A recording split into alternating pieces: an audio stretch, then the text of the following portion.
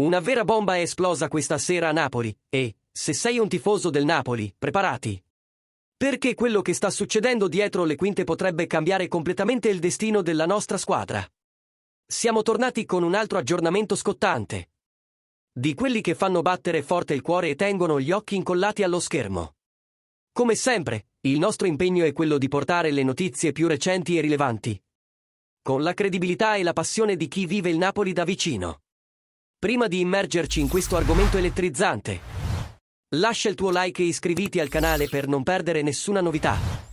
Oggi, qualcosa di grande si sta preparando dietro le quinte del Napoli.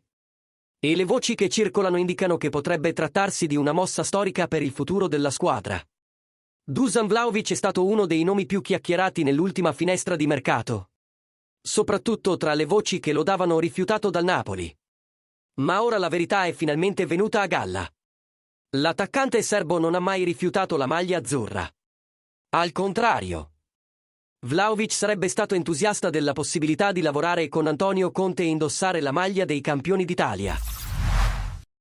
Il Napoli, infatti, ha sondato la situazione del giocatore, ma ha rapidamente rinunciato quando ha visto i numeri dell'affare. Il centravanti guadagna circa 12 milioni di euro a stagione e non aveva alcuna intenzione di ridurre il suo stipendio. Questa richiesta ha reso l'operazione impraticabile, portando Giovanni Manna e Aurelio De Laurentiis a concentrarsi su alternative più realistiche, come Rasmus Højlund. Per settimane sono circolate voci secondo cui Vlahovic avrebbe rifiutato la proposta. Ma ora è chiaro che la scelta è stata di natura finanziaria e non sportiva. E ora, tifosi del Napoli, vogliamo sentire la vostra opinione. Avreste voluto vedere Vlahovic nell'attacco azzurro, nonostante il suo ingaggio altissimo? O pensate che il club abbia fatto bene a privilegiare altre opzioni?